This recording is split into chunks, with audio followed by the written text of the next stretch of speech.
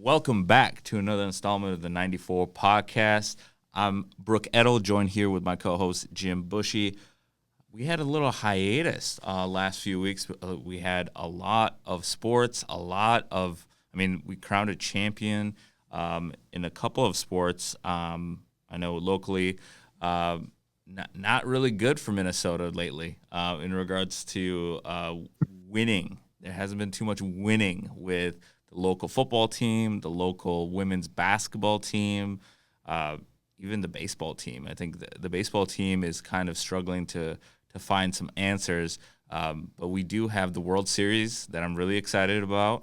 Yep, great game one to launch everything for the World Series. It's going to be the coast-to-coast battle between the New York Yankees and the Los Angeles Dodgers.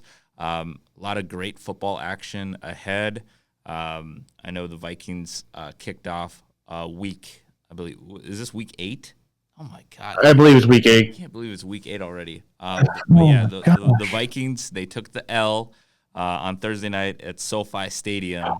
Was it 30-20? And it was a very controversial finish to that game. Let's start with the Vikings because I feel like the Vikings, we need to get a little chatter off our chest here because it's been a while. I mean, they had 2 losses last time we talked.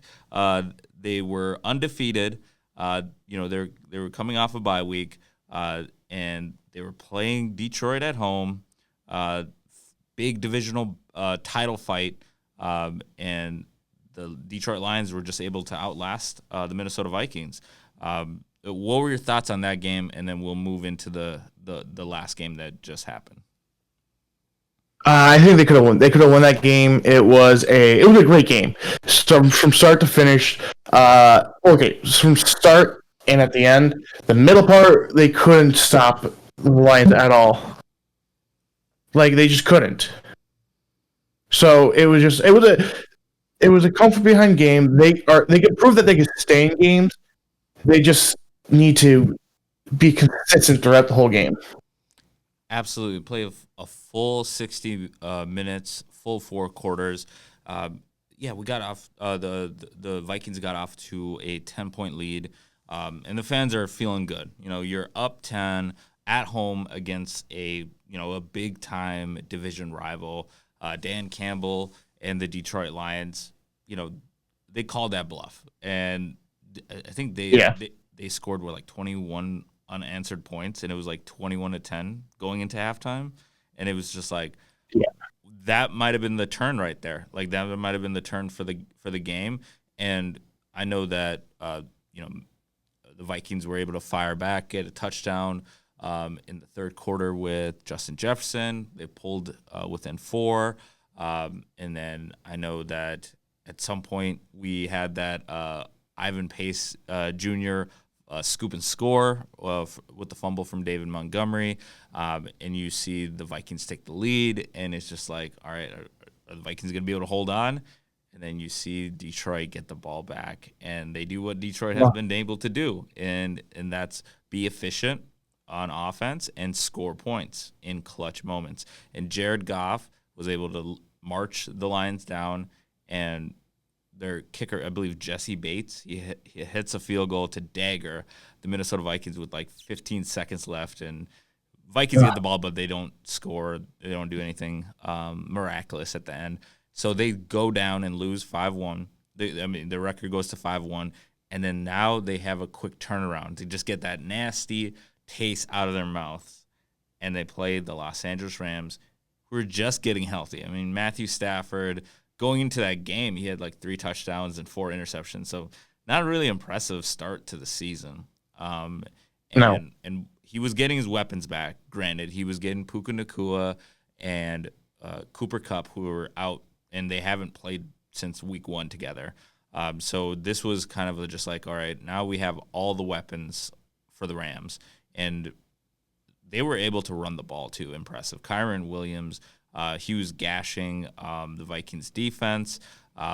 Some questions there, too, because the Vikings in both games, in both losses, they couldn't stop the run. And I think that's maybe a couple of those things that kind of you overlook in those wins because it's like, all right, you're giving up a lot of positive yards, and it felt like the Vikings defense was behind the sticks. They were always giving up a big chunk play on first down, so there was a lot of 3rd and 4s, so easier to convert, especially with what the Rams are able to do, having both of those all pro wide receivers back.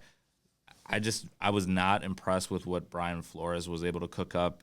I know it was coming off of one of those like heavyweight match title fights with Detroit, but you were expecting maybe the defense to come out and make a statement against the Rams, because the Rams all season they couldn't stay on the field, but against the Vikings they couldn't get off the field. I don't know. Like, what were your thoughts in regards to like overall, like the game started fast. It was like the first 4 possessions were touchdowns. Bing, bang, bang, bang, bang, bang, bang. I think both games you could see the third downs. You have to get off the field. You can't let them extend drives. You can't let them do all that. So you have to get off the field. It's simple and easy.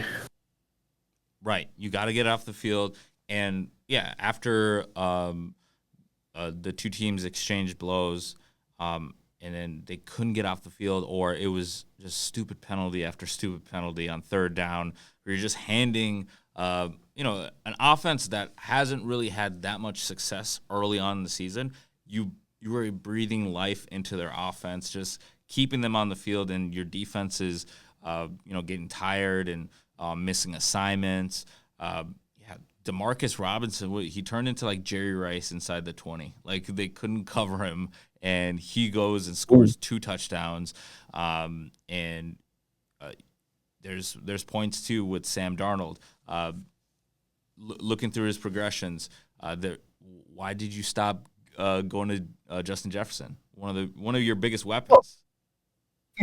I will say this: Justin Jefferson with that catch Thursday night, OMG, that was a catch. Yeah, that was a catch. But you can't always force to him. I think that was one of the problems they had, because they got a field goal instead of a touchdown. They were forcing it to Justin Jefferson. They were forcing it.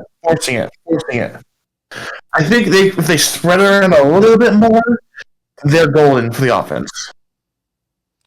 Absolutely, yeah. Like, Jefferson ended up with like 8 receptions, 115 or 117 plus yards, and okay, yeah, he had a good game. It's just that the drop off, like the next receiver is like 2 catches. You can't have that. You're gonna get exposed in the NFL. You can't play hero ball and expect to win. You need a collective effort from the offense. It's a team sport. Was expecting a little bit more from Jordan Addison.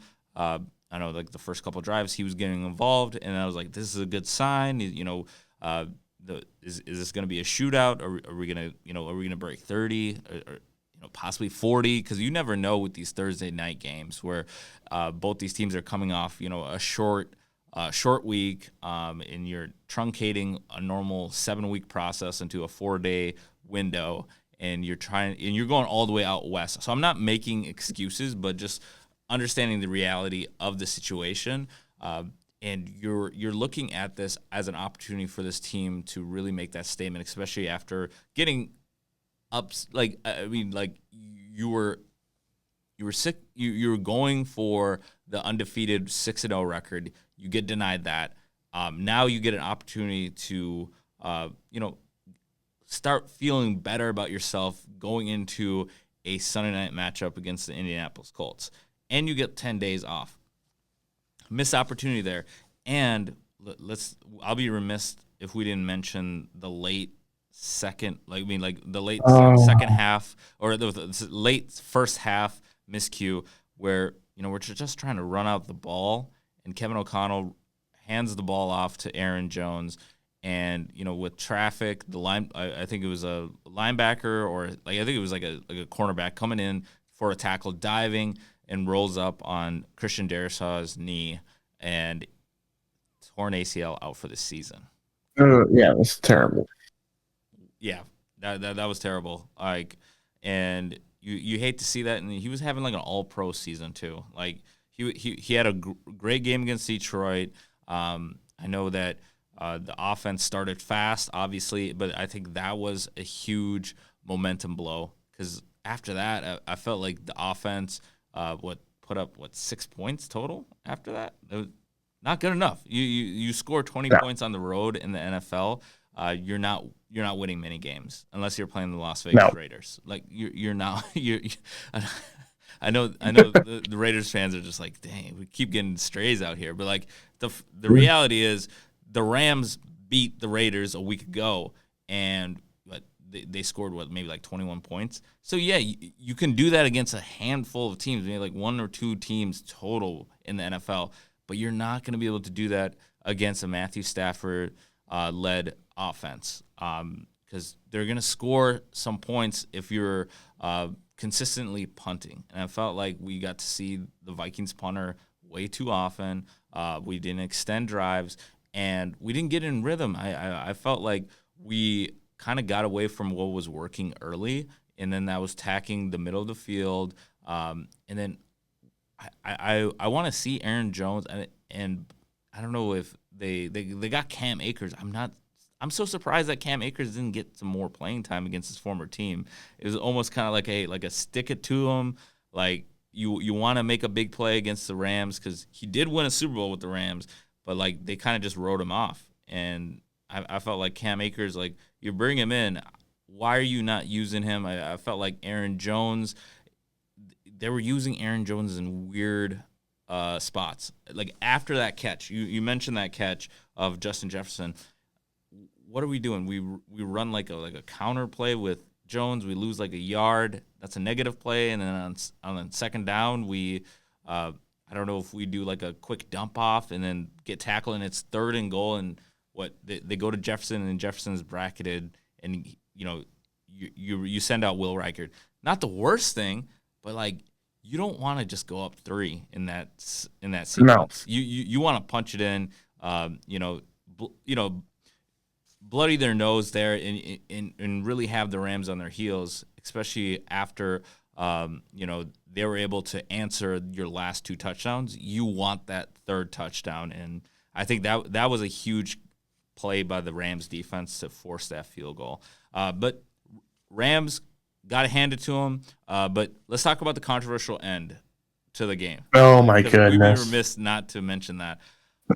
What is going on with the NFL refs? Because these refs are the same refs that were in a lot of hot water early on when it was Atlanta and Kansas City. It's the same ref crew that didn't call a pass interference on Kyle Pitts in the end zone against the Kansas City Chiefs, and then that forced the Falcons to I believe they went for a field goal, but they were down 4. So it was like a same scenario where there was a missed call that contributed to the outcome of that game. And what were your thoughts in regards to watching that play live? Face mask. That's simple and easy. And the fact that you said that you can't see it with all the angles you looking there, I think the Chiefs are I'm joking. The Chiefs are paying them up. They want to be the only undefeated team this year.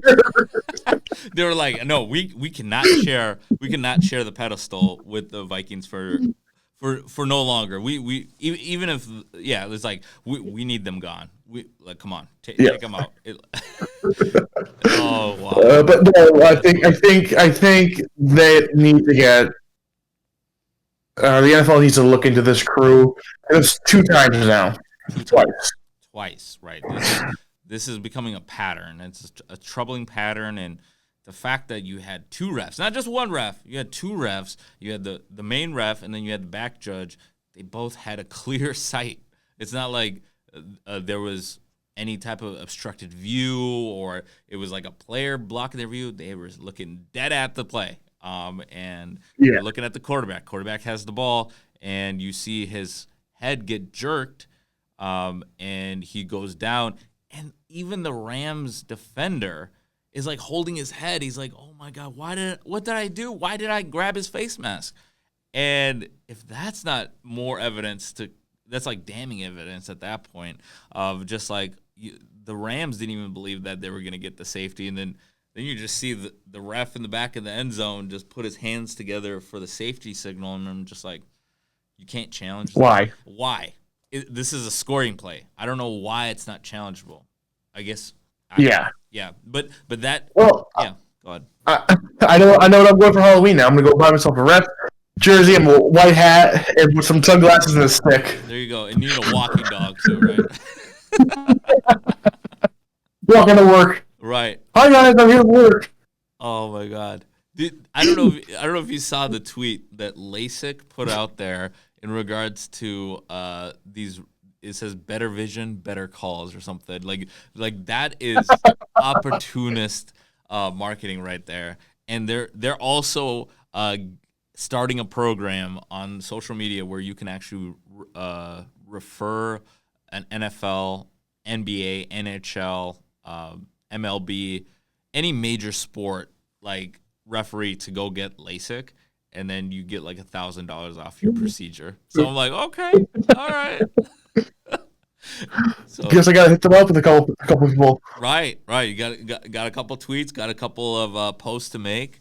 But yeah, that's just like a black eye for the NFL to start Week 8, just like a terrible missed call. Granted, the Vikings still had to march 97 yards and convert a 2-point conversion. So they were not mathematically eliminated from that game, but they still had a shot. You know, a 15-yard penalty puts it at like the 20-yard line. 80 yards is a lot more realistic. Doable. Yeah. In regards to like extending the game, because you never know what could happen. You got Justin Jefferson, you got Jordan Addison. You know, someone can run a go route, get past the defense, take the top off the defense, and you know we're lining up for 2. You just don't know. We'll never know. But I just hope the refs don't continue this type of pattern, because I don't want to see it in the playoffs. I know we've already seen 2 games in the regular season where there's just been some questionable calls. But I'm not surprised. The NFL always is good for a little controversy. But yeah, moving forward, we're looking at the Minnesota Vikings. They fall to second place. Green Bay Packers now tied with the Minnesota Vikings at 5-2 apiece. Alone at the top of the division, Detroit Lions at 5-1. And then we have, believe it or not, the Chicago Bears at 4-2. Let's start with the Bears this week. They play the Washington Commanders. So this could be a battle. This is going to be one of the games. It's already circle this game. Just circle this game. You have Caleb Williams, Jaden Daniels. Gosh, what's his? Jaden Daniels. Jaden Daniels. I want to say Daniels, but I didn't want to be wrong. Yes. 1v3. I'm excited. I don't know about you. This excites me.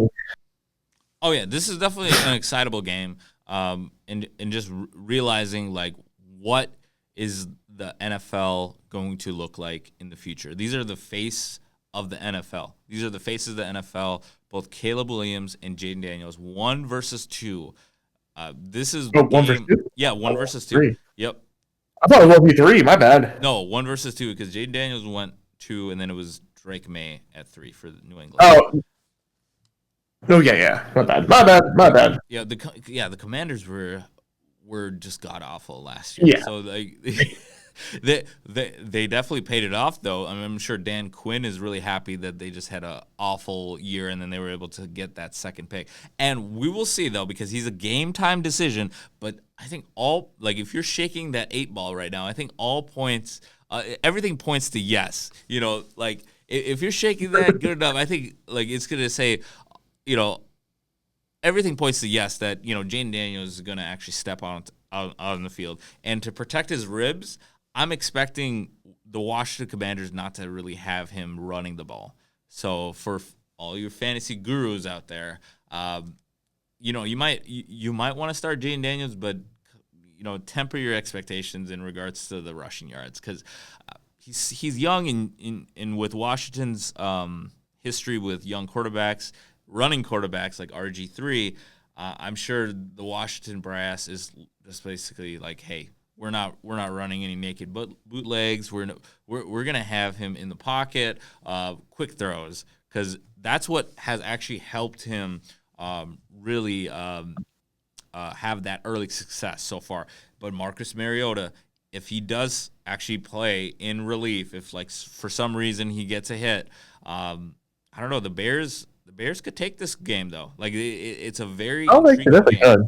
Yeah, Caleb Williams has been looking really good the last 3 weeks. Ever since I think their week 2 loss to Houston, I feel like he's kind of turned it on a little bit in regards to improving his play and getting more confident in the huddle. And we're seeing a little bit more of the run blocking for the Chicago Bears because DeAndre Swift is getting more involved. Cole Kmet, all the weapons are coming alive. And DJ Moore, it looked like first that DJ Moore was regretting having Caleb Williams as quarterback. But I feel like right now he's realizing, all right, Caleb Williams is the real deal. 100%. All right.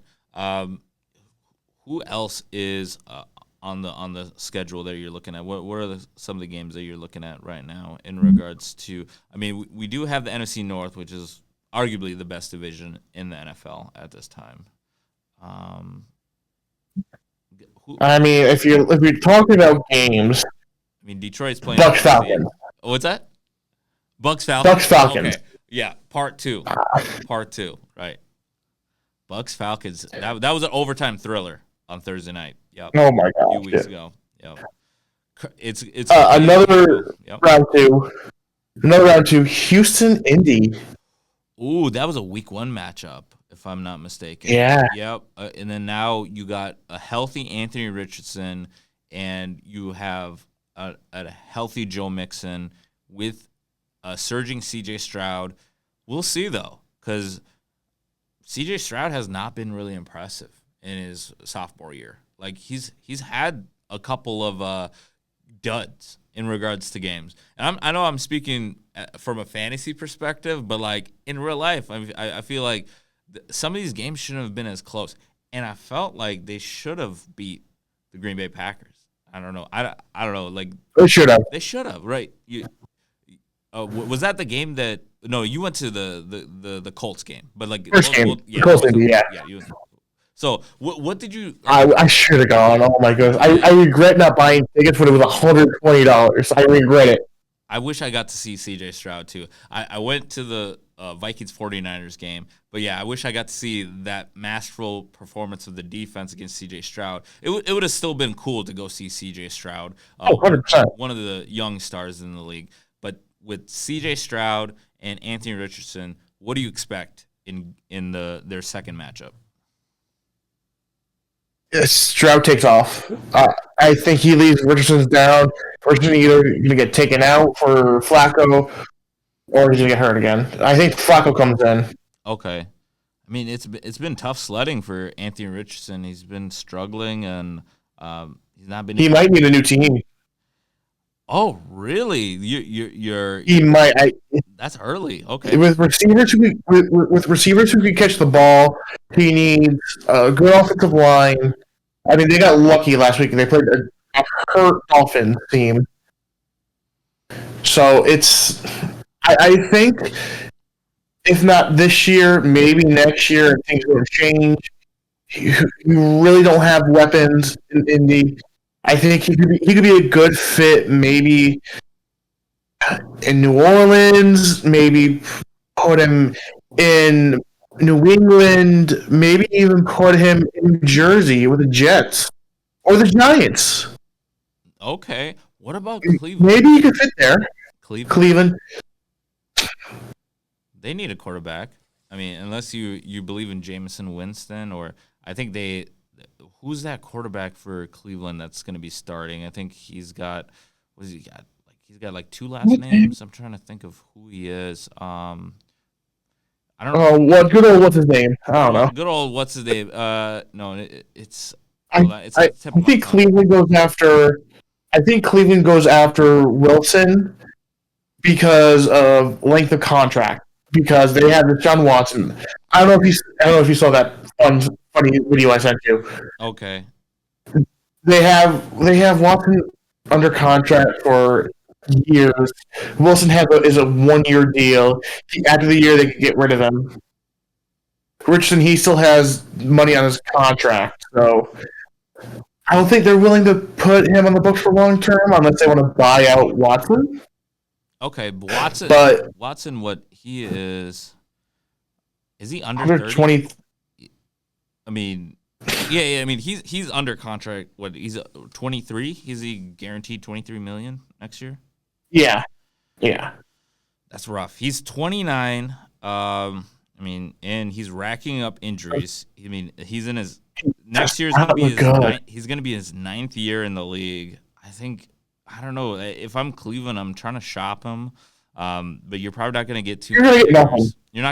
You're gonna get nothing pretty much at this point. You got good old what's his name, Dorian Thompson Robinson. he's, he's 24. You got Jameson Winston at 30. I don't know if it's time for Anthony Richardson to start looking for new teams. Maybe the New York Giants. If he partners up with Malik Neighbors, that could be a spot. But I don't know if Cleveland even has the capital to make a move to land an Anthony Richardson, because I feel like Anthony Richardson in this game. Let's rewind to week 8. This game, present tense. I feel like this is a prove it game, because if he's not able to get it done with Jonathan Taylor as his running back, I feel like he doesn't really have.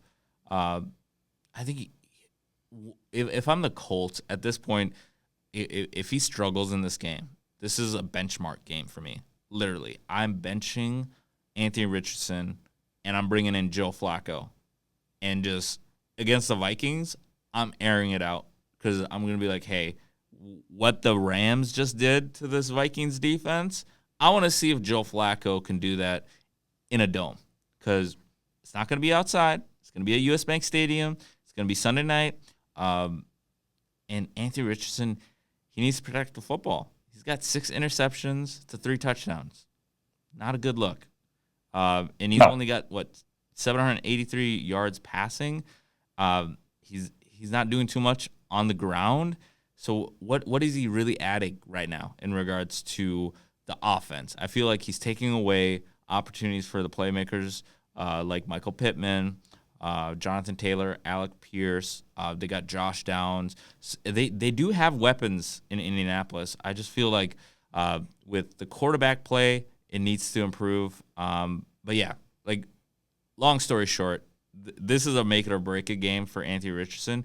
He needs to show up the same way that he showed up in week 1, but less turnovers, because they could have won that game. They honestly could have won that game if it wasn't for just Anthony Richardson kind of gambling the football. 100%. All right. The other games that we are kind of keeping our eyes on, Eagles Bengals. I feel like this is an underrated game. The Eagles 4-2 going into Cincinnati 3-4. This is going to be a nooner. Cincinnati's favorite is the favorite here by 2.5 points. What's the breakdown here? You got Joe Burrow. Both these quarterbacks have been in Super Bowls and have lost. One to the Rams, one to the Chiefs. But both these quarterbacks have actually tasted victory have tasted playoff success and gotten to the Super Bowl. What do you think of this game coming up? It's tough. I'm gonna have to say Bengals have the edge. As much as Philly has everything going for them, I don't. I think Hurts is losing his edge, and I think it's not a bad edge. It's not like that bad, but it's not like what we've seen before, where like he's making those plays, everything's going on. He can beat the defense. It's Burrow is just like on top of the hump right now. He's looking down. He's where I believe Hurts is like a step down now. Doesn't say he can't come back up. It's just like right now he's playing that one level. Okay, okay. I don't know. I feel like this is a game within a game right now with Jalen Hurts. I feel like Jalen Hurts just needs to realize that he has so much talent around him. He doesn't need to be perfect. I feel like No, that's kind of what's holding Jalen Hurts back, is that he wants to be perfect, and um, when a play breaks down, he feels like he needs to put on his shoulders to, make the big play by holding on to the ball and possibly, throwing a 50-50 ball. And now that he has A.J. Brown back, I think that's going to change a lot of things for the passing game. And then also Devontae Smith. Saquon Barkley, I think, if he continues, could be in line for an MVP, some MVP chatter, especially if the Eagles are able to hold serve in this game. And I don't know, it's tough to kind of call it here because Joe Burrow, Jamar Chase, they're kind of getting into a nice rhythm as well, especially with what Joe Burrow and Chase Brown are able to do on the offensive side of the ball. The one thing that I'm going to be looking into is T. Higgins is going to be questionable for this game. So that might be, I think, the determining factor on who's going to be able to outlast each other. Because I feel like this game is going to be a shootout. I think it's going to be one of the better games that are going to be like the early noon games. But yeah, I think for right now, I have to go and realize that like Jalen Hurts, if he can just stay out of his own way, they could upset the Bengals here. I mean 100%. Yeah, they could definitely upset them. Right, right. It's gonna be a good game to watch. No doubt about it. Oh, most definitely, most definitely. Okay. And taking another look at the rest of the NFL schedule. I mean, the Bears and Commanders. That's going to be a 3:25 kickoff. So, granted, that's going to be the game of the week, I would say, in regards to just the Sunday action. You got Cowboys 49ers, but like we've seen this movie multiple times. Yeah. Yeah. And it's insane. Chiefs Raiders could be interesting. Yeah, Chiefs Raiders with the rivalry, right? They they had Patrick Mahomes as Kermit the Frog. Oh my God! So like yeah, Jack Jones. I think he was side eyeing him last Christmas after a pick six. So yeah, like Chiefs Raiders, they're just gonna be entertaining for the fact that both teams really hate each other. It's gonna be in Las Vegas, so it's gonna be the site of where they just won their last Super Bowl. So I'm sure there's gonna be some comments of saying like, "Hey, the locker room still smells like champagne," from popping bottles after the Super Bowl win. Oh yeah. Yeah. So yeah, that's gonna be. Yeah, that's gonna be a good game to flip on. Maybe is like the second game that's gonna be going on during the Bears Commanders. What other game are we looking at? Falcons Buccaneers. Let's break that down a little bit. Okay, yeah, let's break it down. I got a question for you, but I can say it for after because that just popped in my head. Sure. So we'll break down the game first. Okay, so Bucks Falcons. I don't think it's going to be a shootout before. I'm gonna say Bucks are gonna take it and they're gonna roll. We're gonna roll over this one. Okay, this is without Chris Godwin and Mike Evans. Okay, because Chris Godwin, rest in peace. Baker Mayfield's just been playing better. Right. Rest in peace to his ankle. He's out. But yeah, Yes. Baker Mayfield. Yeah, I just didn't want people to think that Chris Godwin did not die, people. No. Baker Mayfield has been playing out of his mind. He's got 18 touchdowns, 7 interceptions. Little troubling with the 7 interceptions, but like look at the yards. He's got already over 1,800 yards through the air. I mean, that's Pro Bowl. That's Pro Bowl level play Yes. from Baker. Comeback player, possibly. Comeback player of the year. Him and Kirk battling it out. I just don't think. Okay. I think Cousins doesn't have is going to have the arm for this one again. It's going to be a close game. Don't get me wrong, but I think Buccaneers are just on that high. They're chugging along, and I think they're just going to keep that momentum going until they get to the bye week. Okay. I feel like though, like Kirk Cousins has kind of figured something out against this Bucs defense, especially the way That's my pick, by the way. That's going to be my pick for this game. I'm making that my pick. Okay. Okay. Yeah, I'll go with Atlanta just to kind of shake things up here. But like, yeah, I feel like Kirk Cousins and Drake London, they figured something out against this Bucs secondary, and I think it's going to be much of the same. And I also expect Ray McCloud to be a little bit more involved.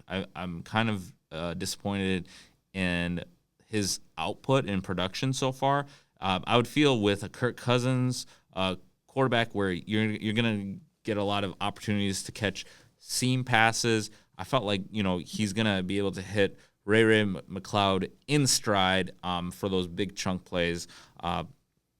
But I do expect a bigger game from Bijan Robinson because he was a non-factor in the first game, and the Falcons were still able to win in overtime. And the way that they were able to win was that same in-seam throws where you're able to catch the defense a little bit more aggressive. And I feel like with Tampa's track record, with the way that they love to blitz, they love bringing the house, and I know that with Kirk Cousins, we've seen this as Vikings fans, is that if the play is not on schedule, things can break down very quickly for Kirk Cousins. And especially coming off of a torn Achilles, I would expect the same. Coming into this game, that they're going to try to attack him with a lot of blitz packages, a lot of stunts.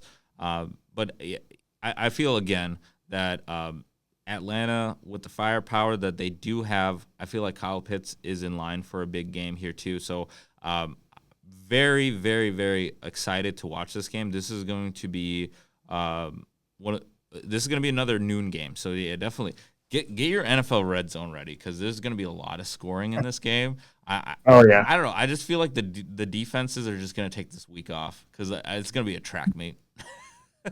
No, that'd be fun to watch. It'll be always the best to watch, especially when your team's not playing, so you don't need to focus on one game. You could just okay, this game here, this game there. Okay, let's go to this game, let's go to that game, and you don't have to worry about any other games. Oh, absolutely. I mean, you're looking back at the last few games that were played. Atlanta's coming off a 20-point loss to Seattle at home. And obviously Monday night, Tampa had a valiant effort against the defending MVP and Lamar Jackson, and Baltimore just came into their house and took over their trap, 41-31. So yeah, both these teams got punched in the mouth last week. They both gave up 30+ points. So again, not really expecting a defensive gem out of these two defensive units. No. But especially with two of the top weapons for Tampa, it makes it really hard. Maybe Rachaad White, he might have a resurgence here because he's going to get all the opportunities here, especially with a Bucky Irving being listed as questionable going into this game. But again, this is going to be a pick'em game, and I'm just going to go with Kirk Cousins because I feel like he's figured something out with Drake London. I feel like they're going to get in sync once again in this matchup. Yeah, I'm gonna stick with my guns. I'm staying with Tampa. Okay. You said you had a question for me just before we get too deep into I have a few questions. Yep.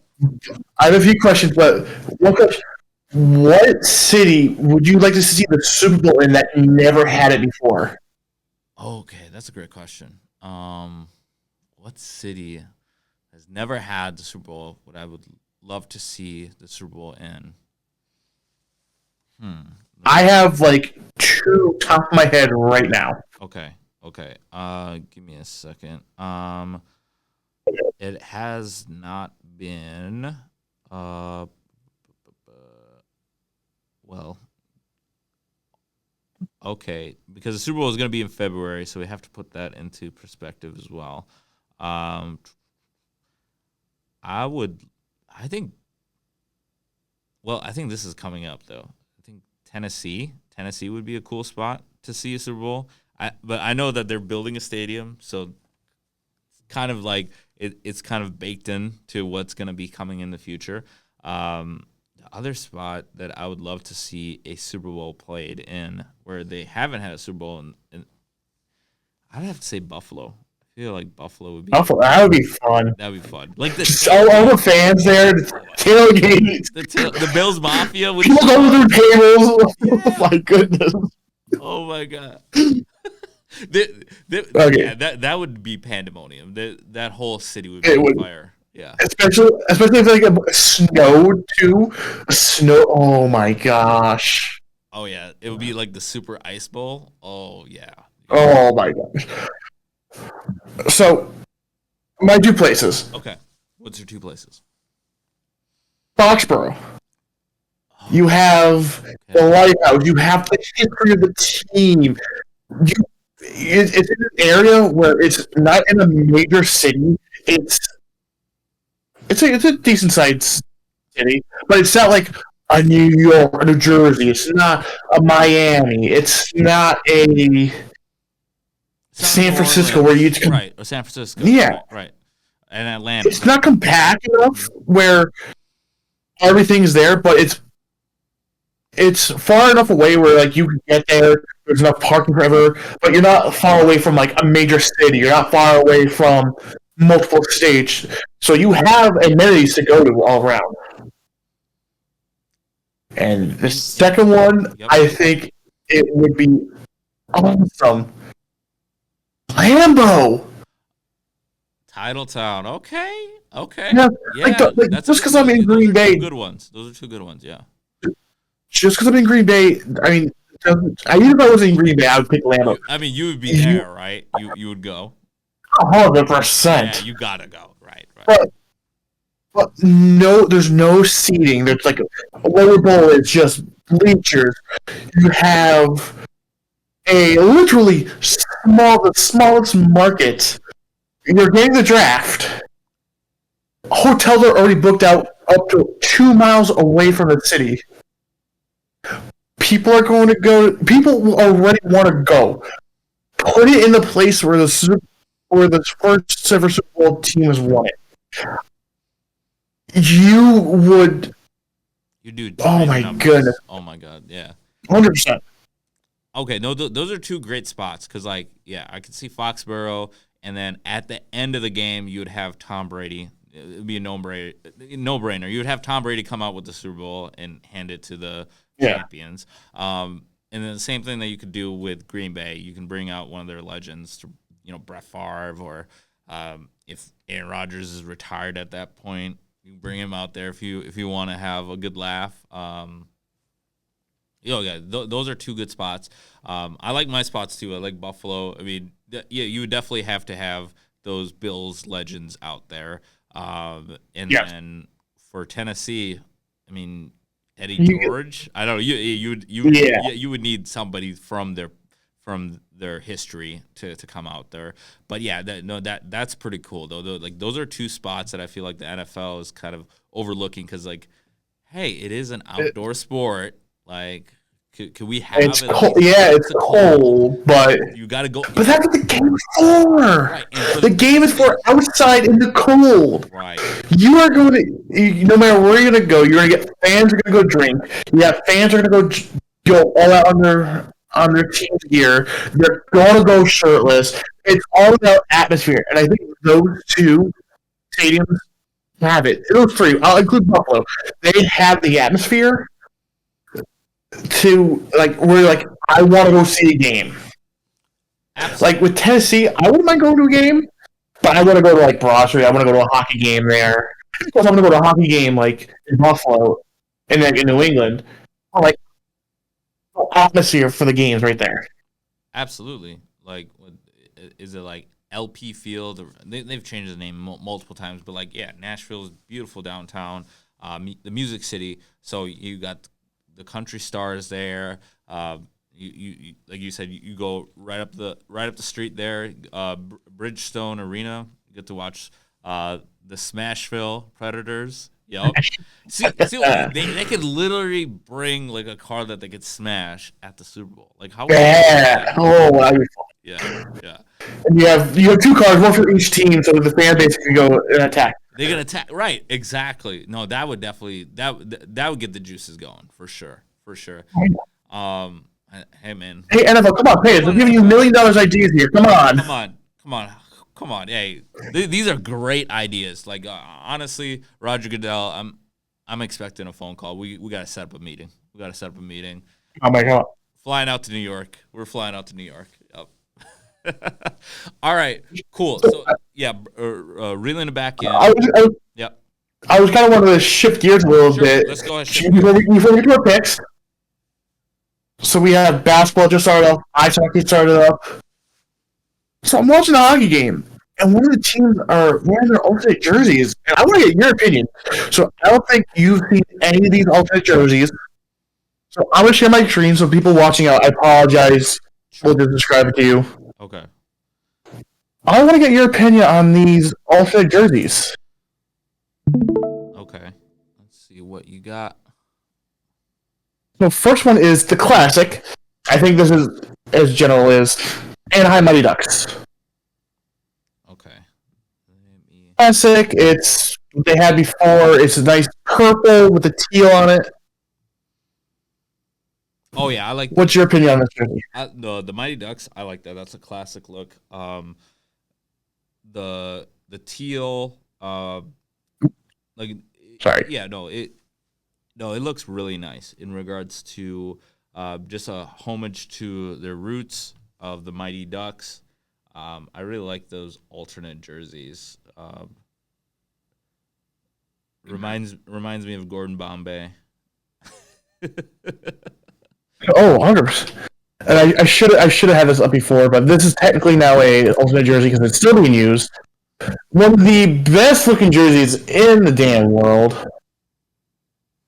Hartford Whalers. Okay. You don't see a green jersey like this. Okay. Oh, boo. Okay. I like that. No, that is prime. Okay, so they got like the stripe going down. I like that. That's a cool look. That like it's like a fast look on the ice. Yep. I like that. And then we'll head to Buffalo. These are just chef kiss. These used to be the primary jerseys. Yep. And now they're the alternate. I think they need to bring this back 100%. Oh yeah, Buffalo definitely needs those. They need their throwbacks. Those are like one of the better jerseys in all of pro sports. And this last one I'm going to show you. Don't look up here. What would you say the team is right here?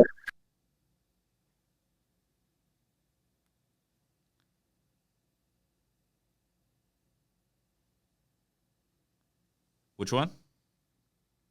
This one right here. What do you think this is?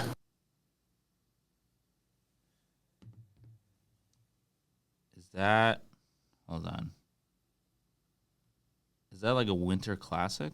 Hold on. No.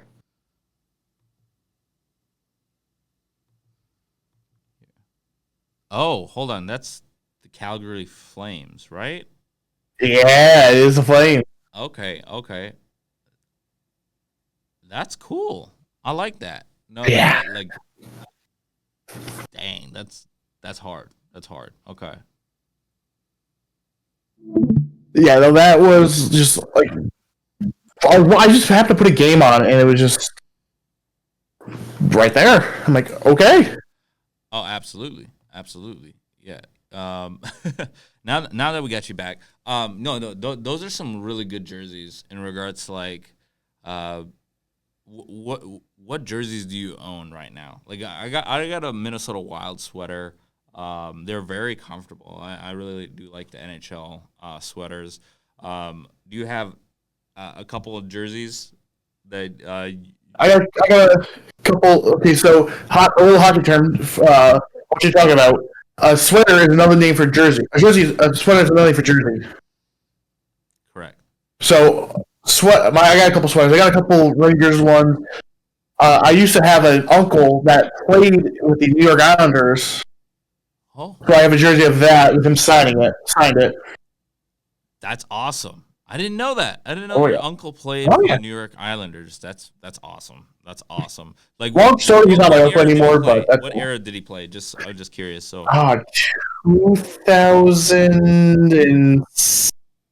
2008. okay, so pretty recent, like the last 16 plus years. Yeah. Okay. So Yeah, that's what's up. That's what's up. No, I really like the Islanders. They got a couple of nice jerseys too. Like I remember they were one of the like the top teams in like the late le- late 1990s. I think they made it to the Stanley Cup against the Detroit they Red four Wings. Pete. Yep, yep. Um, They four Pete. yeah, they did a four-peat. Yeah, they were. I think the last team to four Pete. Wow. That's like for hockey too. Like this is not Yes. like basketball or I know football is really like grueling, but like those are like the Chiefs are trying to do that. I know that, but Okay. that but like hockey. Think about that. Like you are getting like major hits. Hammered. You're not getting And protected either, right? By the refs. No. this was back in the day where they didn't wear helmets. Some of them didn't wear helmets. This is the day where you had to be tough. It's not like you get hurt, you're off the ice. No, you get hurt, you're back out there next shift. Right.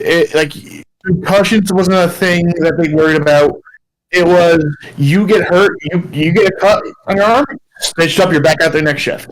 Exactly. You're back out there. You got some tape on your neck if someone just sliced you. Like yeah, Oh yeah. it was a gladiator sport for sure, and it still is in many senses. Oh my goodness. Oh yeah. Did I send you the video of the hit in last night's game, the Devils game? No. I saw the goalie fight. I'll send you. Yeah. Send it over. I'll send to you after. Okay. I'll send to you. But yeah, no, there's a lot of excitement. I know NBA just started. I know we're talking hockey, but like I gotta shout out You gotta. NBA. Timberwolves started. They played against the Lakers. Timberwolves lost, and I feel like it was a lack of effort. I felt like they were just like, all right, we got 81 more of these things. Let's just get through this game. But big moment though. LeBron James plays with his son Bronny. Basically LeBron James Jr. So Bronny checks in with 4 minutes left. I don't know, like the NBA Twitter and NBA like social media was going crazy. Like they were mentioning like, oh my god, like some of these bench warmers on the Lakers were just like, oh my god, Bronny's getting in the game before me. Like no, it's just like, Yeah. hey, all right, we get it. It's a made for TV sport, but like that's pretty cool though. Like he actually has his son could be doing anything that he wants to be doing, but like to be playing professionally and playing alongside his dad, that's a pretty cool accolade to be able to actually say that Oh, 100%. he got drafted and he played a game with his dad. And it sounds like Bronny's going to be going back and forth through the NBA G League. But yeah, Wolves. They were Go ahead. It's development, and good on him. I mean, we have plenty of families back, but that's not the point. Kudos to LeBron James and Bronny. History's being made again. I think that's awesome that he can't support his son. That doesn't happen that often in any sport anymore. No, absolutely not. Like I think maybe the last time I can really think of, this is like before, like I was really into sports, but it was like Ken Griffey Senior and Ken Griffey Jr. Like it's not often. Yeah. I mean, like you had Barry Bonds and Barry Bonds is senior, so like yeah, it's very uncommon to see this. So it's cool to actually have that moment. I know Frank Gore has a son that plays, but he's no longer playing. So like yeah, but seeing like having that opportunity to play with your son that and then that also speaks to the longevity of the father to actually stay in the game long Yeah. enough. But yeah, Not only do you need to be healthy, you can't be hurt, and you have to be good. you got to be good. I mean, as much as as much as I will rip on LeBron, he's one of the best players playing the game. No doubt about that. No doubt about that. Like he's definitely stayed consistent and he's stayed dominant for a very, very, very long time. And that just speaks to him being able to take care of his body and get ready for these long NBA seasons. And I know the Timberwolves, they got exposed, and and I think LeBron is rejuvenated knowing that his son actually is playing alongside with him and he's having fun. It seems like he's having fun once again. And I know with the NBA season underway, there's been a lot of great highlights. I know Giannis Antetokounmpo just had a huge dunk, and I'm sure you're getting a little bit of buzz about the Bucks out there in Green Bay, and we're getting buzz here with Anthony Edwards. And I know with a lot of those, I don't know if you've seen that Netflix series. Like I watched a little bit of it, and it's pretty good. The starting five, but they were able to take care of the Sacramento Kings, who has one of the stars of that starting five, Domantas Sabonis. But yeah, it's really cool to see that the Timberwolves are coming together. They got the new pieces. They traded away Cat to the New York Knicks, and it feels like the Knicks are really happy with their current core right now. So like it's early, and the thing about these winter sports, it's this period until Thanksgiving. That's when you're gonna realize if your team is actually gonna go somewhere. So it's like the first 20 to 25 games.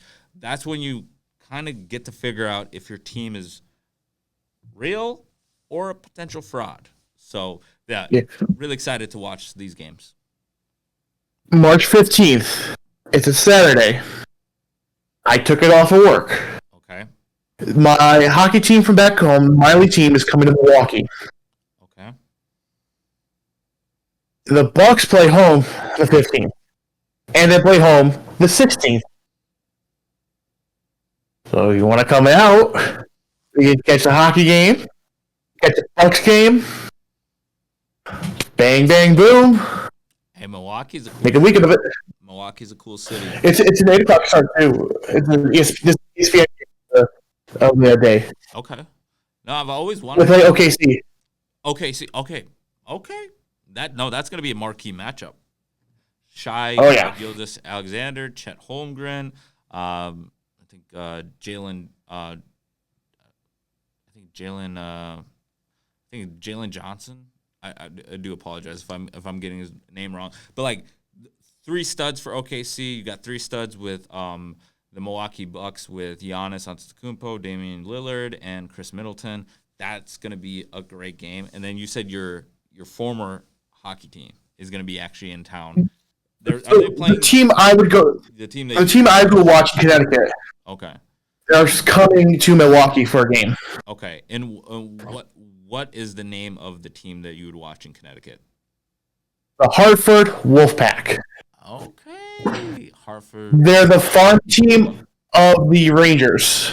Okay, they're the farm team of the Rangers. Gotcha. So now I'm getting understanding better. Gotcha. So it's kind of like the Iowa Wild for the Minnesota Wild. Yes. Gotcha. Okay, cool.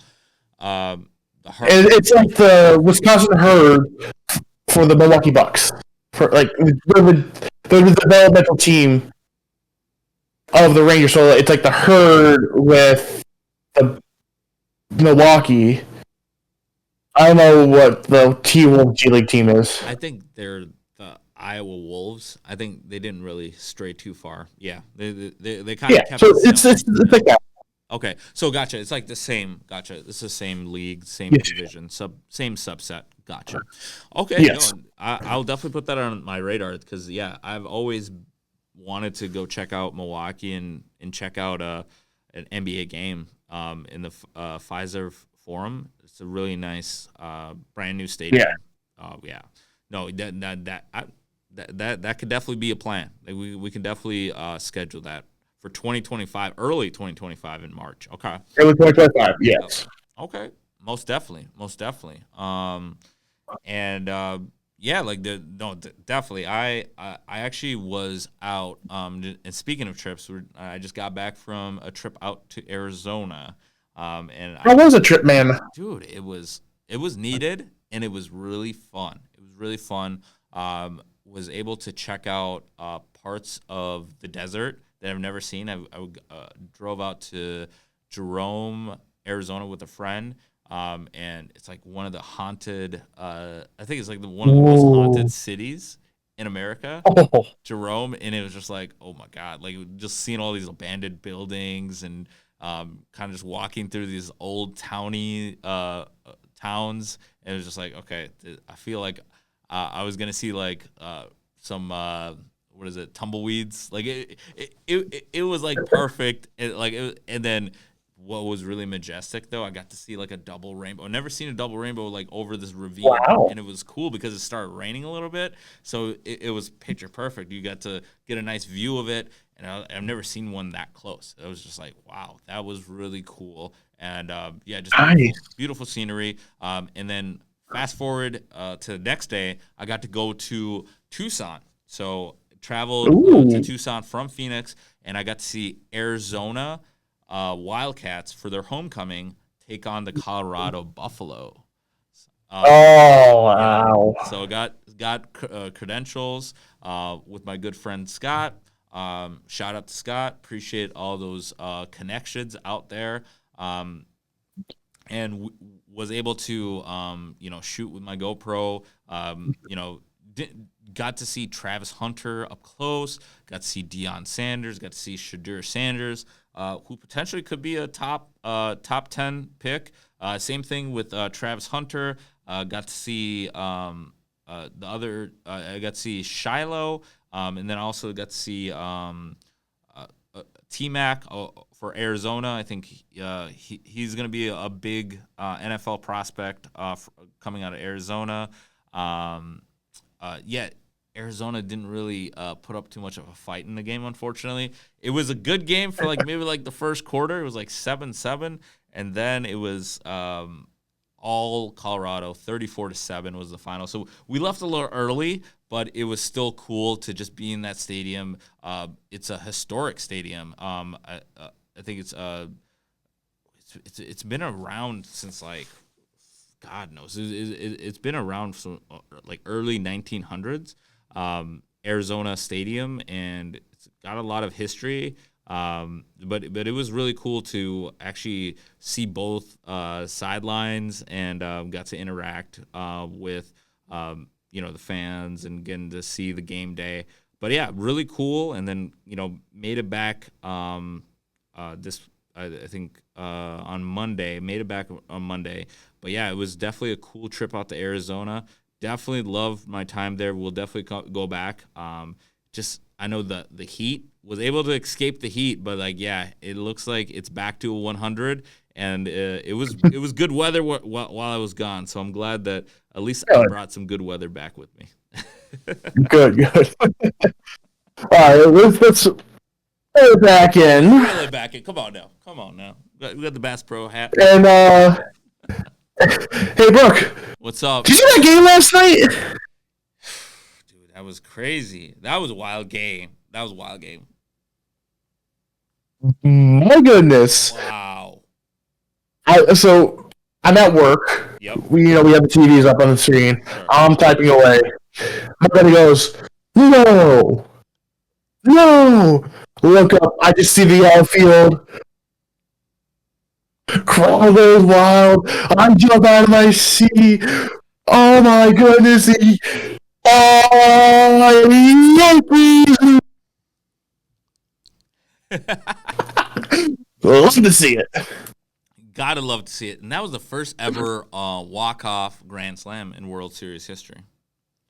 Freddie Freeman. That was amazing. And it was the first pitch, and wow, like it was a meatball. Meatball. Literally. It was a meatball. Like, and it was a no doubter. Like, Freddie Freeman just put the bat up. He's like, all right, don't even need to flip this. This is gone. Like, no doubter. Oh, And what I think the Yankees pitcher, he hasn't pitched like in about a month. So yeah, they brought him in. Yeah. They brought him to face Ohtani, Betts, and Freeman. Yeah, he got Ohtani. Had Ohtani yeah, go ahead. The fly out. Fly out. That was a great catch though by Verdugo. Yeah. Yeah. But runners advance, so they walk Betts. The runners advance, correct. Yep. And they just meatball it. So 2 pitches in the game, and he gave up the game. 2 pitches, and he gave up the game. Right. They automatically, like you said, they don't pitch to Mookie Betts, and then you bring up Mr. Clutch, Freddie Freeman. And, oh my goodness! And the fat lady was singing right after that pitch. Oh my god! Oh, that was like one of those like where were you moments. And the crazy stat about all this is that what is it? It was Gibson, right? I think that had the 1988 Kirk Gibson. Yes. Yeah, had that 1988 Game 1 against the Oakland Athletics against Dennis Eckersley, and he hit the home run, I believe in the 10th inning as well. So it was the same scenario. Yeah. And the crazy part about this, Jim, this is like Twilight Zone.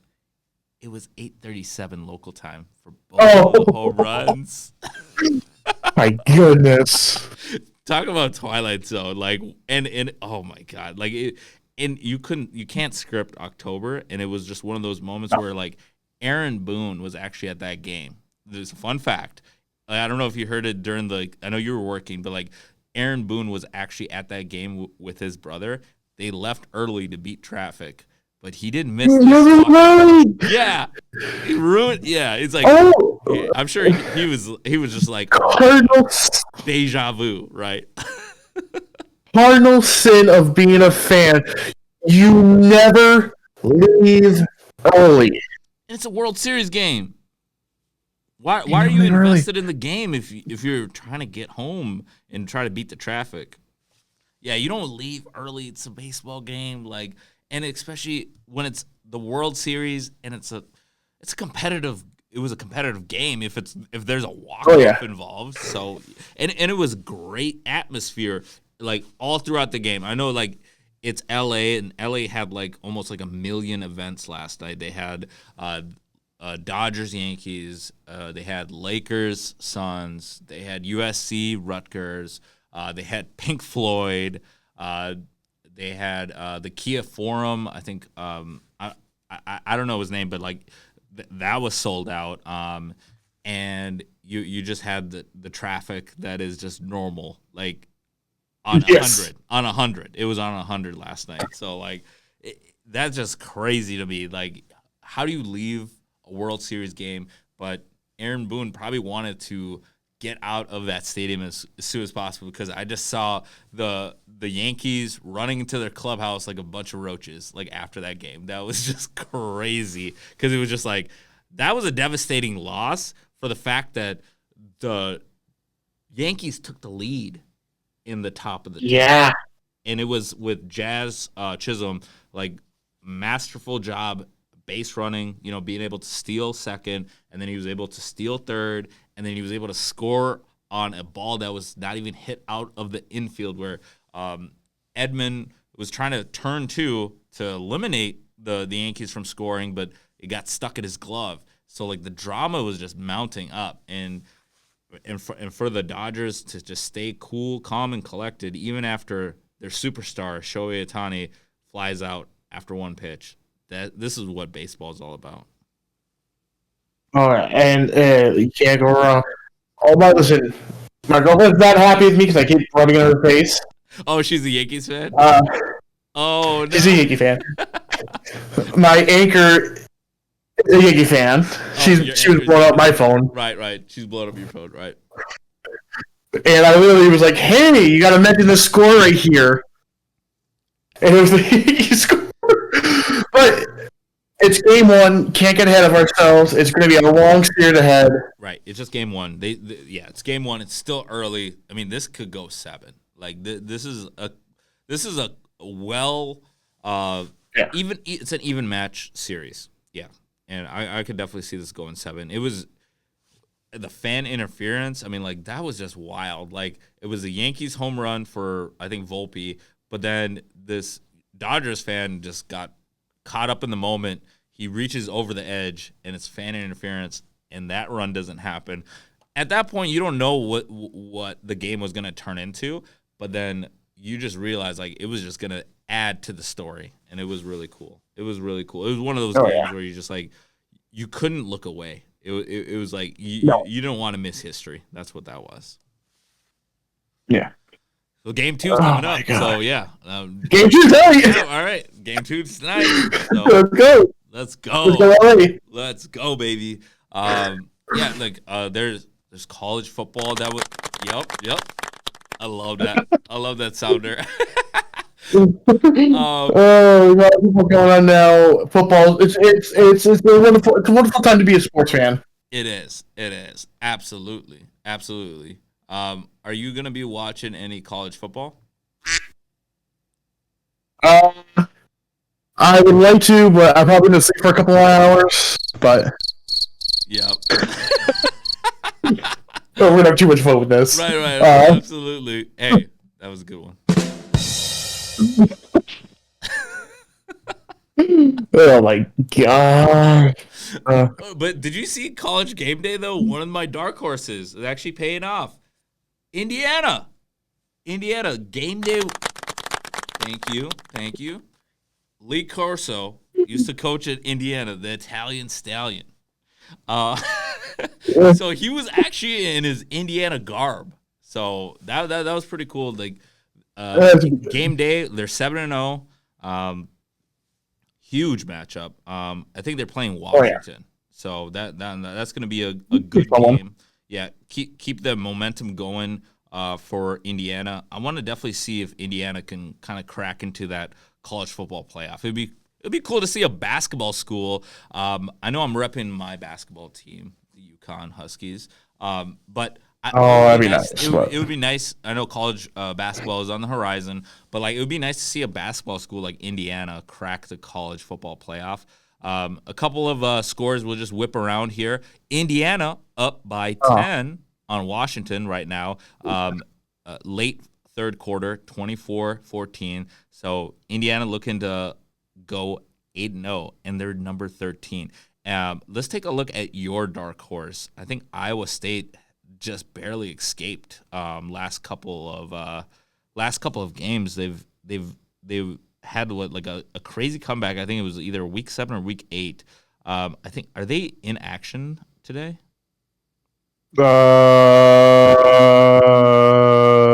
I don't see them. I don't see them either. No. I think they I don't think so. They might be off this week. But regardless, I really like what Iowa State is doing. They have a great program. Obviously, Brock Purdy, Breece Hall, a number of just great talented players from Iowa State.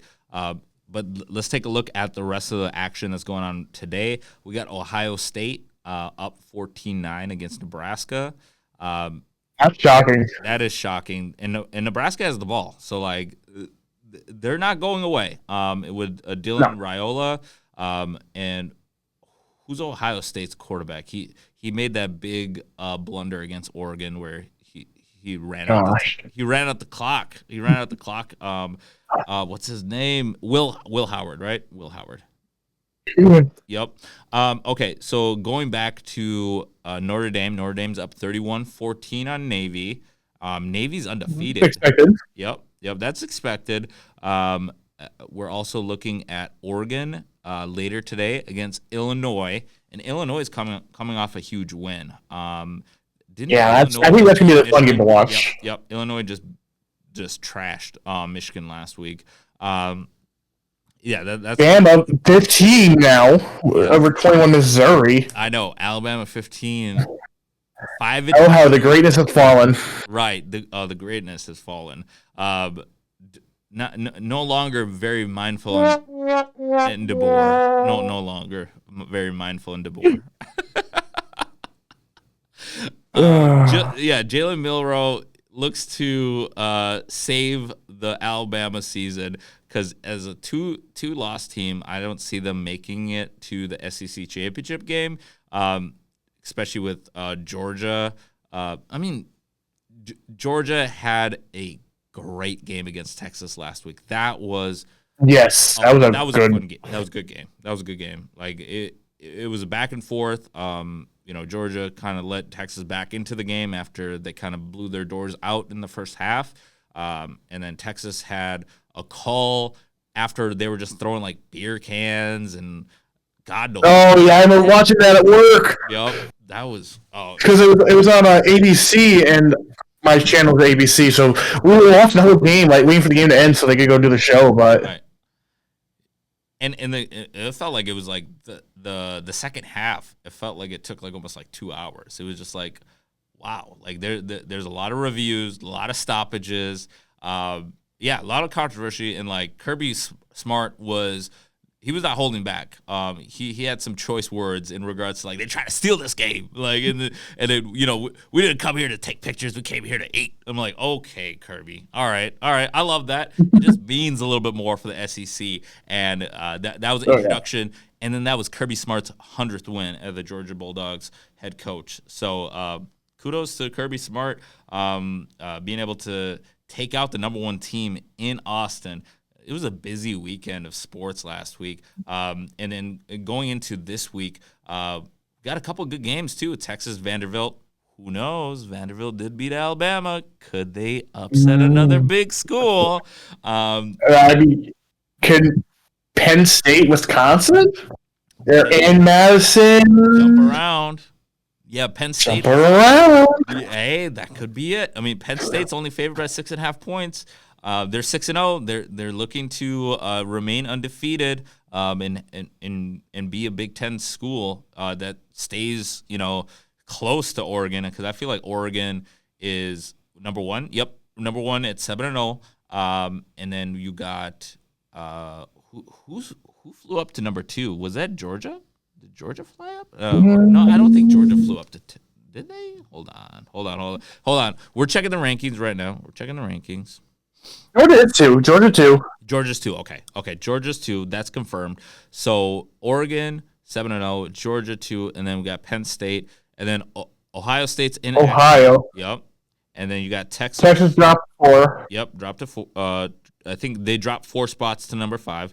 And then you got Miami. Miami's kind of just like lurking in the weeds. I love that. Yeah. I love that. With is that Cam Ward, correct? I think their quarterback. Yes. Yep. Cam Ward, and they get Florida State. So is that the wide right game or the wide left? I don't. That's a battle for Florida, and Miami always like.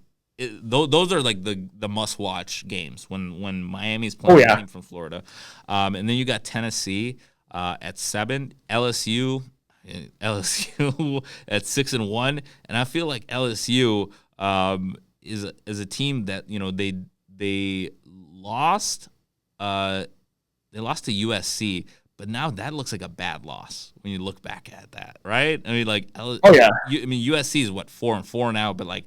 That's a bad loss, and I feel like LSU definitely needs a couple more wins to kind of prove that they're not frauds. Clemson, though, looks really good at 6-1 after that Georgia beatdown. And then we got your Iowa State Cyclones at 7-0. So we did find them. They're top 10. That's pretty good, man. What's your thoughts on them? Moving forward, I mean, they're off this week, but they come back next week against Texas Tech. I think they're still improving games. It's just the schedule. I think that's why they're ranked so low. It's like their strength of schedule. Absolutely. Can they battle with the top 10 team? That's the question. That's the question. I think their hardest game left on the schedule is Kansas State, and then that will be November 30th. So by that point, we will know if they will be contending for the Big 12 championship, or if they're going to kind of be out of that picture in regards to contending for a college football playoff spot. Really fun, but we would be remiss not to mention the bet in regards to Austin Genty. Let's take a look at the running backs current.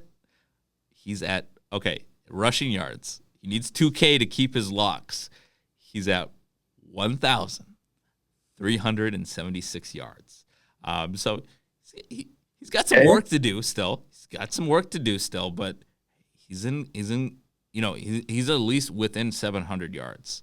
Yards to keep his hair. But yeah, they had a thrilling victory last night against UNLV. Just a great game. And Alexander Madison, former Viking, current Las Vegas Raider, was on the sideline with the Heisman shirt. So I love the Heisman. It is campaign season. So you see the campaign for Austin Genty. You see the campaign for Dylan Gabriel. You see the campaign for Travis Hunter. And Travis Hunter rested against Arizona, so only got to see him for the first half. But yeah, he is resting and making sure his shoulder is good to go for the rest of the season. And looking at the rest of this, and I think Cam Ward is a dark horse too for that Heisman. We'll wrap the college football playoff talk here, or the college football talk here. Who do you see as the front runner right now for the Heisman? Oh gosh, I am going to be 100% honest with you. I have not been able to watch a lot of college football. It doesn't work. Okay, gotcha. No, that's totally fair. I would say either Travis Hunter and Dylan Gabriel. I think with Austin Genty, he would have to have bigger numbers. I feel like for a running back, you got to have bigger numbers, especially if you're not playing in one of the bigger division or the bigger conferences. Okay, so we'll reel it back in. We'll do picks. For the picks, I think. Yeah. We'll do the picks. Yep. So I picked one already. I picked the Atlanta game, so it's all up to you. Okay. Yeah, we already had some games that we definitely were looking at. Let's do Eagles, Bengals. I'm going to go. Give me Philly. I think Philly, as I said earlier, Barrow's here. James going to surpass him. He's going to win this game. Give me the Eagles. Okay. I'm going with you, too. I'm going Philly. I just feel like Saquon Barkley against this Cincinnati rush defense, I think he's going to be unleashed. And I'm going to be really excited to watch that with my fantasy team included. So, yeah, I'm going Eagles. Okay, your pick. Ooh, I surprised we didn't talk about this earlier. Bills, Seahawks. Okay, Bills, Seahawks. That's a sneaky game. That's a 3:05 kickoff out west, out in Seattle. This is the Marshawn Lynch Bowl. Oh, gosh. Are you picking or am I picking? No, you pick. You first. I'm going Buffalo. I got to go Buffalo. Even though Amari Cooper doesn't know the route tree, with Keon Coleman telling him exactly which route to run. Yeah, I got Buffalo out west. I just trust Josh Allen a little bit more than Geno Smith. You could trust Geno. I don't know the speed of. Give me Walker and Shabo. That running back tandem. I think that's gonna keep them going. So I'm gonna go Seahawks. Okay, I like that. Okay, so a little difference there. All right. we already talked about this game. So Bears Commanders. Even the Commanders, I think they have the more potential out of the whole teams. All right, I'm going Bears. I just feel like the Bears. Uh, this is this has been a game that I feel like Caleb Williams had circled on his schedule when this came out. I'm going Bears. Yeah, and I would go Commanders if Jane Daniels was fully healthy. Fair. Okay. I'm gonna pick one more. Okay. This is gonna be I think it's gonna be a horrible game. To be honest, I think we both know who's gonna win this one. Jets Patriots. I gotta go Jets, just for the fact that Devontae Adams and Aaron Rodgers, like, yeah, they had a rough start to their reunion, but I feel like they right their ship, and they get the ball to Brees Hall a little bit more. So I got Jets. I got Jets too. I don't think Drake May. He's good, but Yeah, he needs a little bit more time. He needs a little bit more time. He needs more seasoning as a rookie quarterback.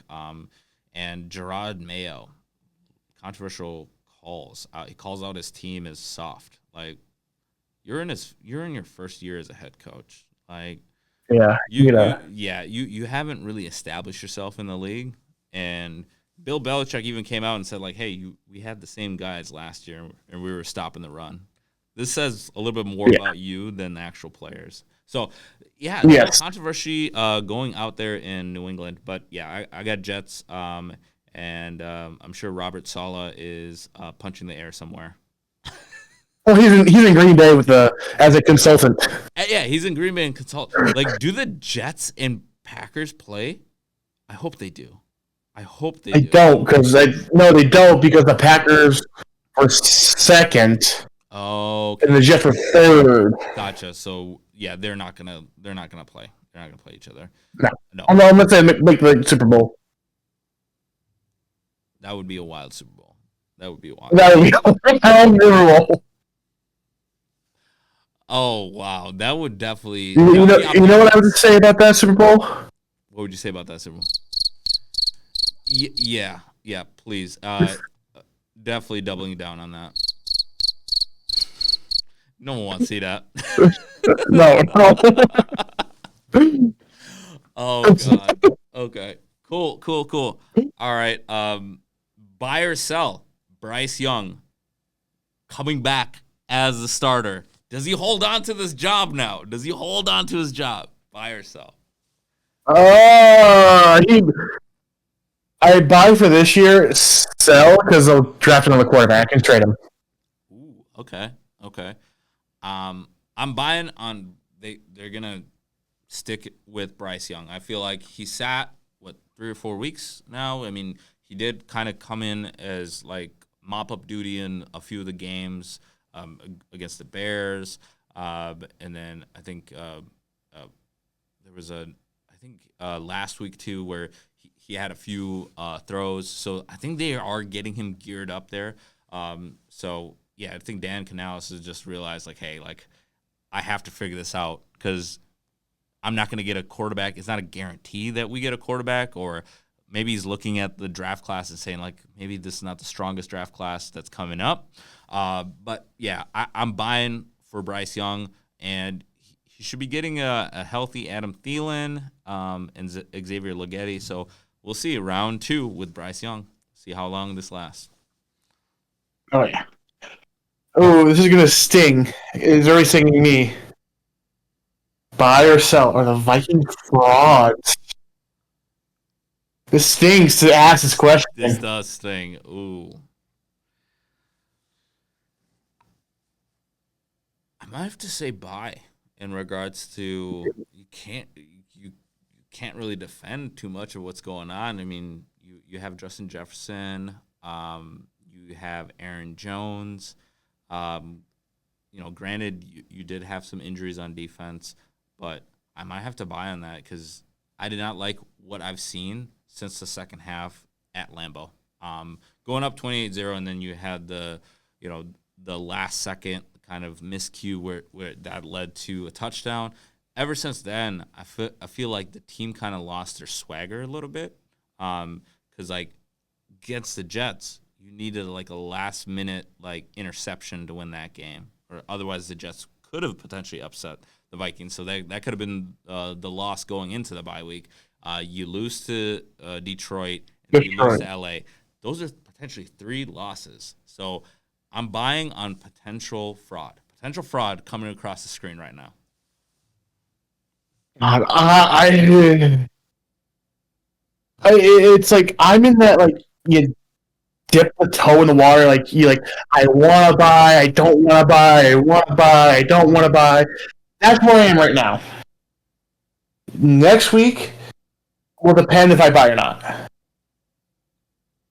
Okay. So I'm in that like I want to, but I don't. You're kicking the tires. I want to.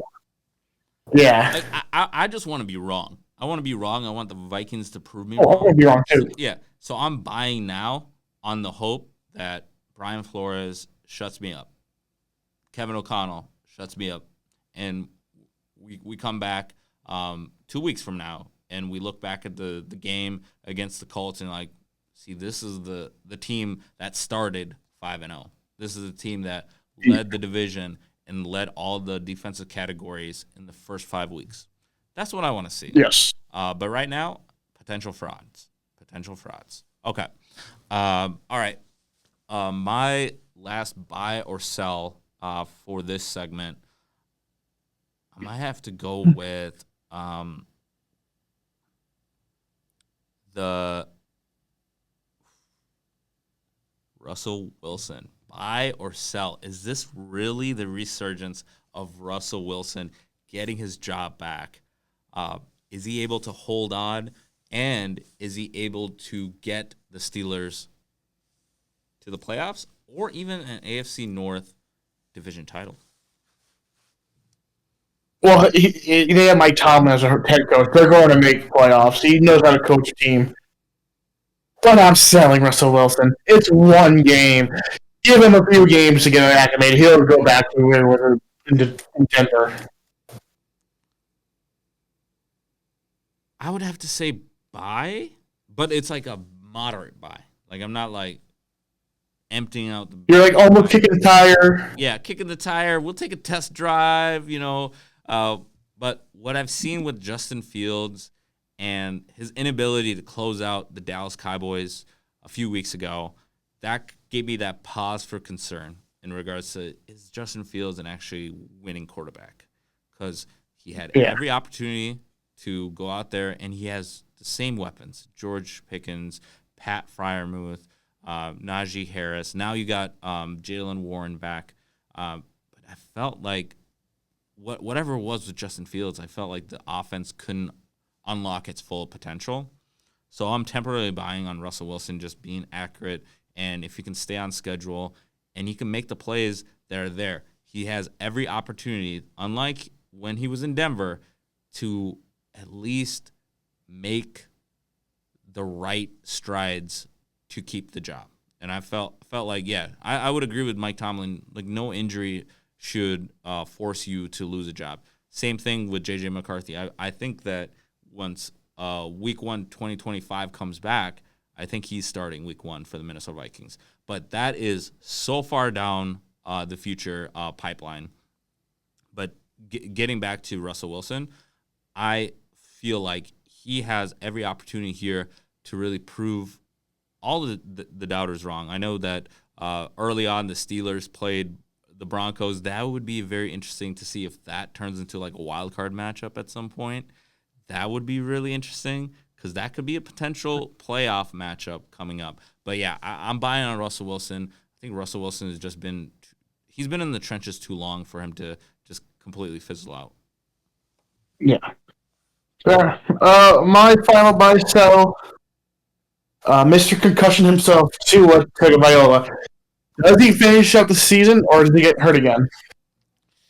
I hate saying this. I'm selling on him finishing the season. I feel like with his history of injuries and concussions, and what's even more shocking to me is that the Miami Dolphins trying to just be concussion deniers and just saying like he's fine, he's perfectly fine, there's nothing wrong, and it's like they're just sitting at the table and the whole house is burning down. I really do fear for his safety, especially if there's any type of hit or he's scrambling or there's any kind of just like bang bang play where there's a hit and it wasn't even that big of a hit that caused him to miss all this time, where he was just diving head first and he ran into someone's forearm, not a helmet. This is someone's forearm. So I'm selling. I hope I'm wrong again. I hope I'm wrong, but I'm selling on Tua Tagovailoa for finishing the season because I feel like he's just, unfortunately, he's just kind of just been nixed with these concussion issues. I mean, I agree. Like the old saying, once you have one, they are easier and easier to get.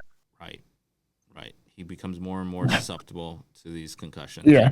And just go ahead.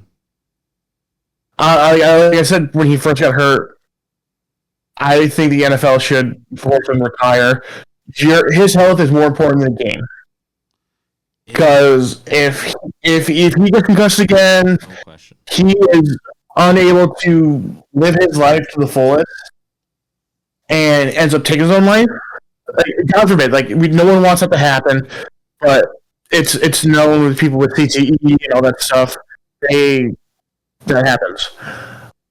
It's a bad look on the league. Not only is it a bad look on the league, it's a bad look on the Dolphins. Oh, it's an awful look on the Dolphins. It's an awful look on the league just allowing this to happen in regards to player safety and the players' union. There's going to be lawsuits. It's just going to be just an ugly, ugly result if anything was to happen in regards to Tua outside of football. Like we have to look at this as Tua as a human. Yeah. And I want to put this out there. I don't want him to retire for the sport. No, that's his. I don't want him to retire for the Dolphins, for the NFL. I want him to retire for his personal safety. Exactly, personal safety. Exactly. I just don't want anybody to lose their life or not have that quality of life that they had before playing the sport. Because you're going to be living life longer than you're going to be playing football. We have to take that into account and realize this is just a game, but the game of life is not something that anybody should jeopardize to play a game of football. No, if he doesn't come out with one of those Guardian caps, I'm going to be concerned every play he's out there. Yeah, I think the Guardian caps, that might be another guardrail that needs to be put in place for Tua, because we just realized that without the Guardian cap, it's proven that it's just you're exposing yourself to more hits to the head. But yeah, go ahead. Yeah, I was just about to say it's going to be hard to watch. It's going to be hard to watch, at least for the first 5 to 10 weeks, to see he's gonna get hit. Okay, is he okay? Is it right? Is he gonna get back to the huddle? Right, or does he have to go back into the tent? Exactly. There's gonna be a lot of speculation with Mike McDaniel. Is this kind of a self-serving move because you realize, hey, we've invested all this money. We just gave him a max contract deal. And the Miami Dolphins are all in on Tua. Is this a self-serving move for Mike McDaniel to be we need to throw Tua out there? We've proven that we can't win with Skylar Thompson. We can't win it with Tyler Snoop Huntley. They realize this offense doesn't work without Tua. And that kind of goes back to coaching too. You need to be able to adapt because you're not always going to get your full roster healthy. Yeah.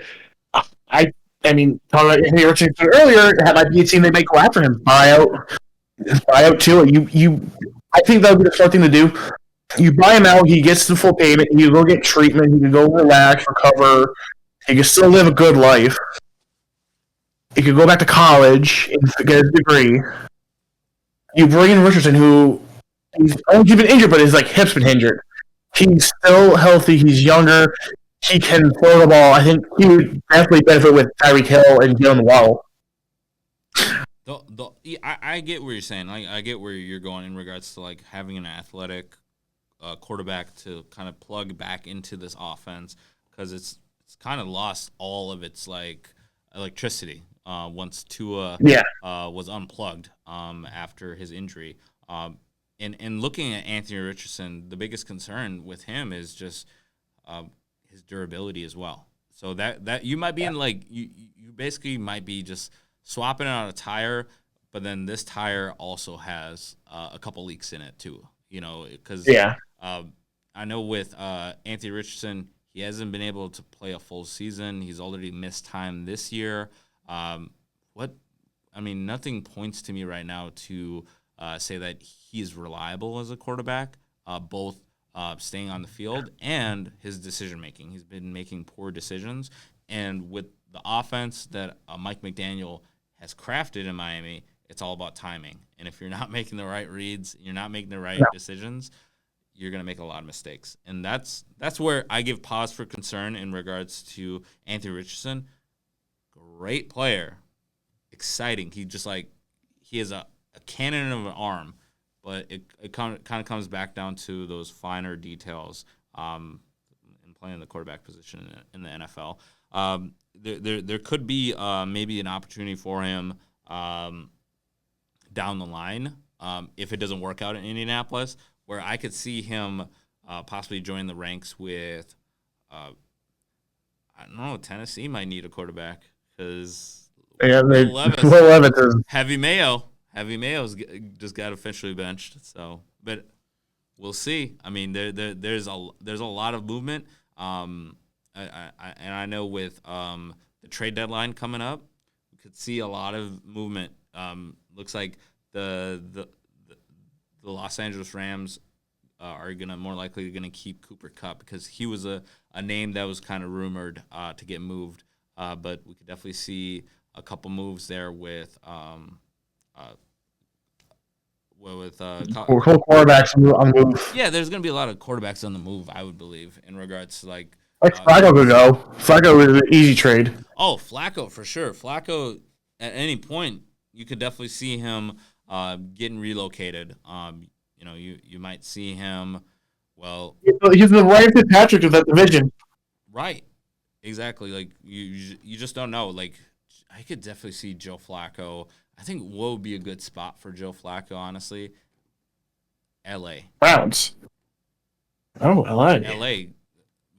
And then he mentored Justin Herbert. I think Herbert's been in the league a little bit too long for I think he's to learn, but I think he has the experience. I think Flacco could go into Cleveland and turn it around a little bit. Okay, bringing him back to Cleveland. Yeah. Possible. I mean, they got Nick Chubb. Yeah, they would have a lot of the same faces minus Amari Cooper. Yeah, I could see that move happening. But like when you're in Indianapolis, are you willing to part ways with Flacco, knowing that you still have Richardson, who you're not guaranteed that he's going to start the rest of your games? That's fair. But I get it. If you want to make that move, you just want to be a seller. I could definitely see Cleveland picking him up. Maybe Miami, another team. Oh yeah, especially with Tyreek Hill and Jaden Waddle. You got Joe Flacco, Joe Cool back there, Uncle Joe. Yep, that's awesome. But yeah, that wraps it up here on the 94 podcast. We had so much fun just recapping. Thank you. Kudos. Yeah, right. Kudos to Jim. Appreciate you joining once again for another installment of the 94 podcast. Any final words before we take off? I hope to be saying this thing again today. The Yankees lose. Oh wow! Hey, that might be it. That might be it. Might be 2-0. It might be 1-1 going back to the Bronx. But either way, we know that it's going to be a great matchup. Who are the starters for Game 2? We'll just take a quick peek at that. Yamamoto is starting. I know that for the Dodgers. Okay, for the Dodgers. And now we got MLB World Series. Carlos Rendon. Carlos Rendon. Okay. What's his ERA? Does it show you his ERA? 4.4. Okay, so it could be more runs in this game. Because they got Yamamoto's at a 5.11. Okay, so I could definitely see this being a little bit more of a bullpen game. With Rondon and Yamamoto. So yeah, both are kind of right around like 5 of an ERA. You got Yamamoto at 5.1 and then 4.4. I would give the edge to the Dodgers, especially with that momentum after that grand slam. But yeah, who knows? October's unscripted. This could definitely go 7. But I'll be definitely watching Game 2. But thank you, Jim, here on the 94 podcast. Until next time, we'll see the T. Yeah, but T. O. O. P. E. And we're out. We out.